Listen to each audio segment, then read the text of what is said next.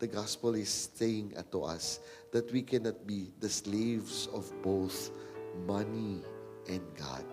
Dapat marunong kang mamili.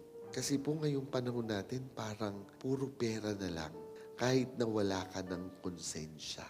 Imagine, no? Pocketing millions while people were actually suffering. They were actually pocketing millions. Ang tanong, paano mo makukonsensya yun?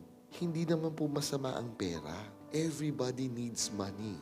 Pero dapat alam natin, ginagamit natin ang pera, huwag tayong magpagamit sa pera.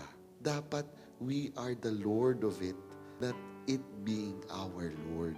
Tayo po ba, can we actually use money without being the slave of money?